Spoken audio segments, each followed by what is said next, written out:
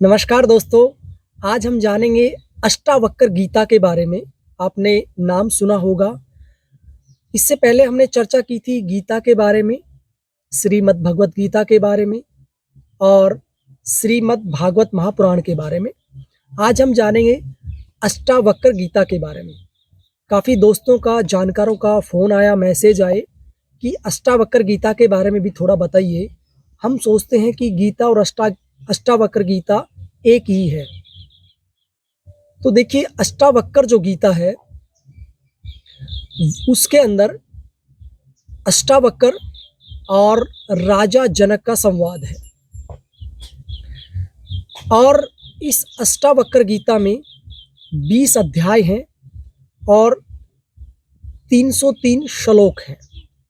20 अध्याय हैं यानी प्रकरण हैं, चैप्टर हैं और 303 वर्सेस यानी श्लोक है। बताते हैं कि एक बार राजा जनक बहुत ही विद्वान व्यक्ति हैं और एक बार राजा जनक बताते हैं कि कहीं टहल रहे थे तो उनकी दृष्टि पड़ी अष्टावक्र के ऊपर।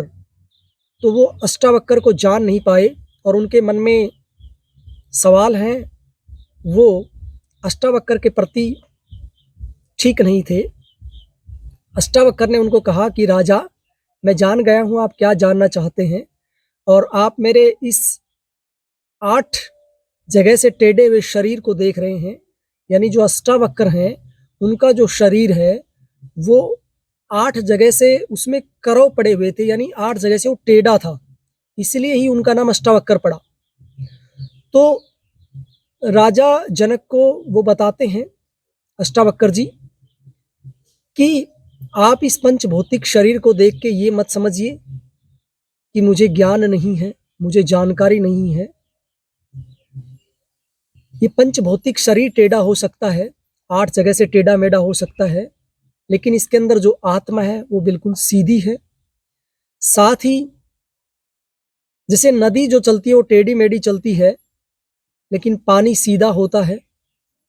और इसी प्रकार जो गन्ना होता है वो भी बीच बीच में देखा होगा टेढ़ा मेढ़ा होता है, उसमें भी बीच में बंक पड़े होते हैं, लेकिन गन्ने का जो रस होता है वो सीधा होता है, मीठा होता है।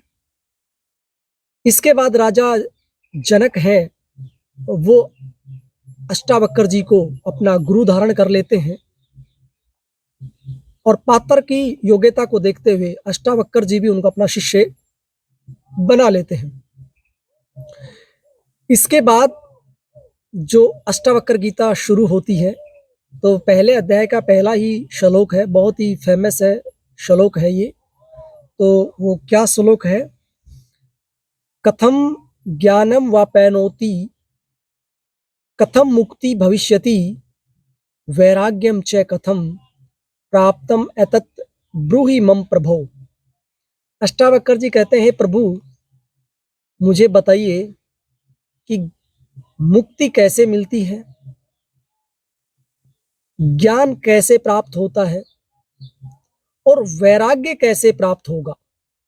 ये 3 ही प्रश्न हैं, इनका ही समाधान पहले ही श्लोक में चाहते हैं। इसके बाद अष्टावक्र जी इन तीनों प्रश्नों के उत्तर में आगे 302 श्लोक कहते हैं।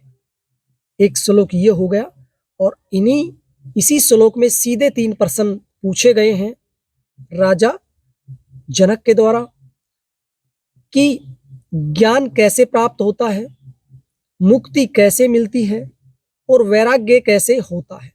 इन 3 प्रश्नों के उत्तर स्वरूप पूरी अष्टावक्र जो गीता है उसकी रचना की गई है।